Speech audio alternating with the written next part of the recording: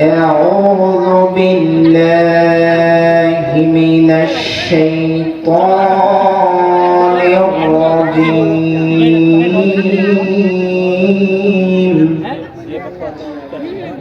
بسم الله الرحمن الرحيم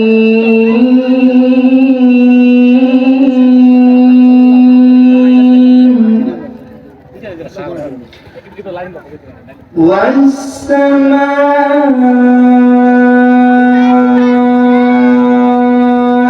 ذات البروج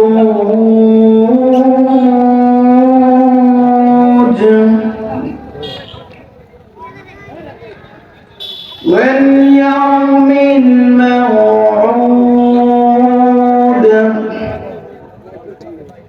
وشاهد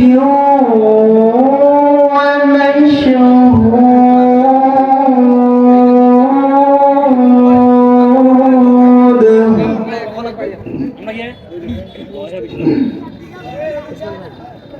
قتل أصحاب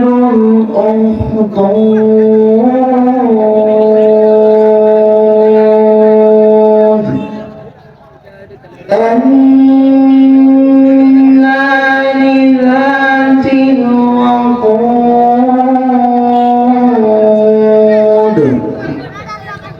إذ هم عليها قعود صدق الله العظيم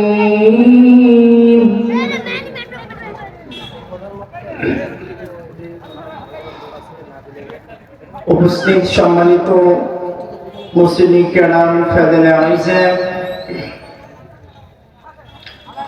আমরা সেই মহান মনিবের দরবারে প্রশংসা করি যে আল্লাহ সুবহানাহু ওয়া তাআলা আমাকে আপনাকে হাজারো ব্যস্ততার মাঝ থেকে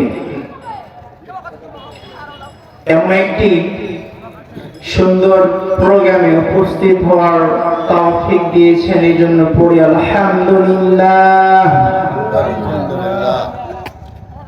আমরা ছোট্ট করে দুরূদ ও সালাম পড়ি যিনি সাইয়্যিদুল মুরসালিন ওয়া রাহমাতাল লিল আলামিন খাতামান নাবিয়্যিন প্রিয় নবী মুহাম্মদ রাসূলুল্লাহ সাল্লাল্লাহু আলাইহি ওয়াসাল্লাম। আপনারা সবাই কেমন আছেন? আলহামদুলিল্লাহ। আলহামদুলিল্লাহ। সকলের প্রতি আমার অন্তরের স্থল থেকে সালাম।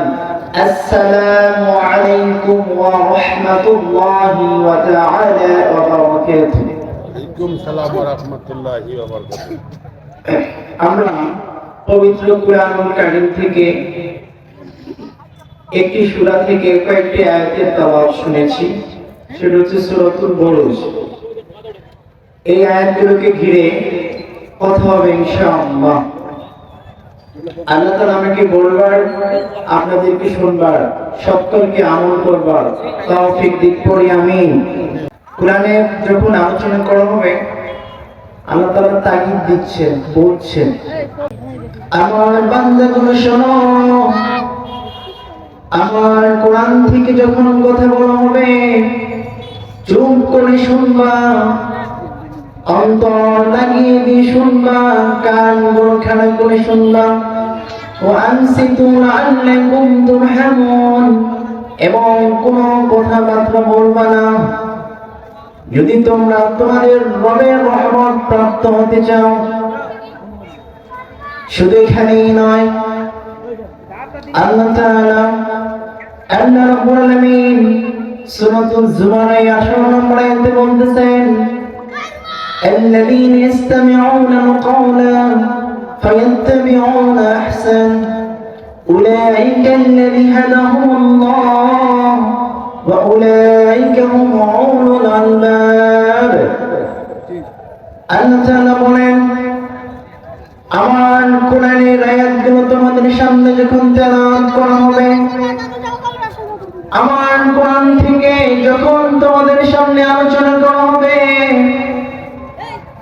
তখন তোমরা এই আলোচনাটা মনোযোগ দিয়ে শুনবে। এরপরে এই আলোচনা থেকে যেটি উত্তম কোরআনের বাণী থেকে যে বাণীগুলো উত্তম, যে বিধানগুলো উত্তম, সেই বিধানটা নিজের জীবনে বাস্তবায়ন করবে। যদি তোমরা এমনটা করতে পারো, আল্লাহ তাআলা বলছেন উলাইকাল্লাযী হাদাহুল্লাহ, আল্লাহ তাআলা এই সমস্ত মানুষদেরকে সৎ পথে পরিচালিত করবেন এবং এরাই হচ্ছে প্রকৃতপক্ষের বুদ্ধিমান। বুদ্ধিমান ব্রেইন। আমরা কি মনে করি? মেধা আছে তাকে আমরা সচরাচর বুদ্ধিমান বলি, ঠিক না? যাদের মেধা আছে আমরা তাদেরকে কি বলি? বুদ্ধিমান বলি। আল্লাহ তাআলা আমাদেরকে বুদ্ধিমান বলেন না।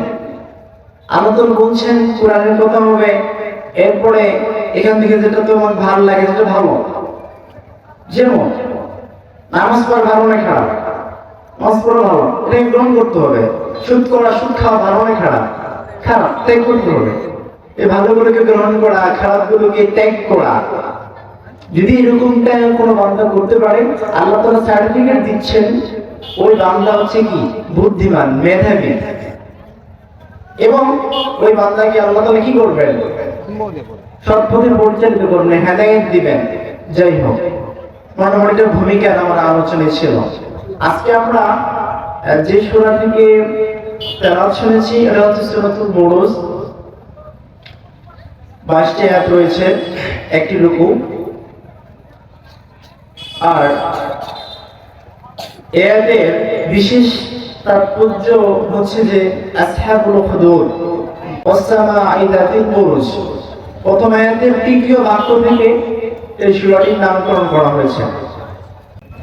আল্লাহ তাআলা বলছেন ওয়াস-সামাঈ যাতিল বুরুজ, কসম সেই বুরুজের, কসম কাটলাম সে আকাশের, কসম কাটলাম তারকাগুলোর, কসম কাটলাম চন্দ্রগুলোর, ওয়াল ইয়াউমিল মাউউদ, কসম কাটলাম কিয়ামতের ময়দানের, ওয়া শাহিদিন ওয়া মাশহুদ, কসম কাটলাম কিয়ামতের মাঠের ভয়াবহতার।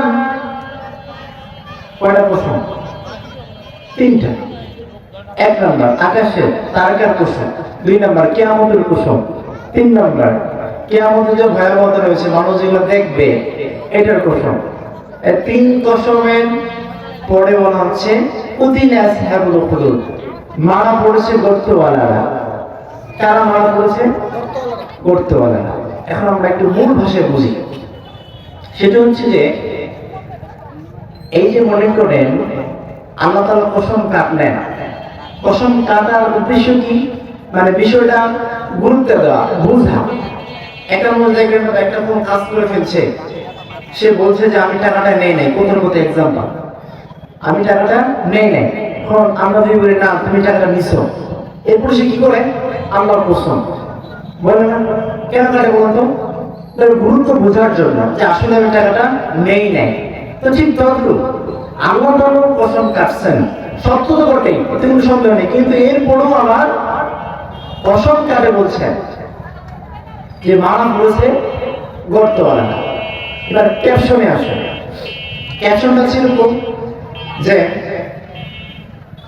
ঈসা আলাইহিস সালামের যেমন এই ছোট্ট ছেলে ছিল, এই ছেলের হাতে এমন পাওয়ার ছিল, এই যদি কোনো অন্ধ মানুষকে ভুলাই দিত তাহলে পরে চোখগুলো ভালো হয়ে যেত। সুবহানাল্লাহ।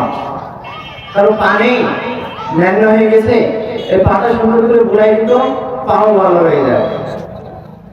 মুখ দিয়ে কথা বলতে পারে না, মুখটা সুন্দর করে ভুলাই দিত, হাত দিয়ে কথা বলতে পারত। আল্লাহু আকবার। এরপরে যার যে সমস্যা, কুষ্টিয়া, যক্ষা, ক্যান্সার ইত্যাদি আদার্স বিষয়গুলা, যার যে সমস্যা আল্লাহ তাআলা কেমন পাওয়ার দিয়েছিলেন, এই পাওয়ারের তাপে সবকিছু ভালো হয়ে যেত। আল্লাহু আকবার। এটা হচ্ছে ক্যাপশন। এখন আমরা আলোচনায় চলে যাই। তার আগে বলি আমরা একটা মহান দিন পেয়েছি। এই দিনের নাম কি? এই দিনের নাম কি? ইসলাম।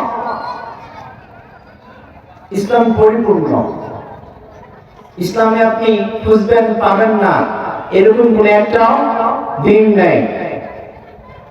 ইসলাম বাদ দিয়ে অন্য কোনো নিয়ম নীতি অবলম্বন করলে তাহলে পরে জীবনে ক্ষতিগ্রস্ত আছে না নেই? আল্লাহ তাআলা আমার জন্য আপনার জন্য ইসলামকে মনোনীত করেছেন। আল্লাহ তাআলা বলছেন, اليوم أكملت لكم دينكم وأتممت عليكم نعمتي ورضيت لكم الإسلام دينا। আল্লাহ তাআলা বলছেন, আমি তোমাদের জন্য ইসলামকে প্রেরণ করলাম, সমস্ত বিধানগুলোকে প্রেরণ করলাম, আমার নিয়ামতগুলো সম্পন্ন করলাম। ওয়ারাদিতু লাকুমুল ইসলাম দীনা, এবং ইসলাম তোমাদের দিন ব্যবস্থা হিসেবে মনোনীত করলাম। এখান থেকে শেষ নয়, আল্লাহ তাআলা বলছেন, ওয়া ইয়াবতাগি গায়রাল ইসলাম দীনান ফালা ইউকবাল মিন। ইসলাম বাদ দিয়ে কেউ যদি অন্য কোনো ধর্ম, অন্য কোনো নীতি, অন্য কোনো অবলম্বন করতে চায়, তাহলে পরে ওয়া ফিল আখিরাতি মিনাল খাসিরিন, সে হবে ক্ষতিগ্রস্ত, পরকালে ক্ষতিগ্রস্ত। সুতরাং জেনার যদি আপনি আইন বুঝতে চান, কোরআনে চলে আসেন। সুদের যদি আপনি আইন বুঝতে চান, কোরআনে চলে আসেন। এই কোরআন আপনাকে সলিউশন দিয়ে দিবে।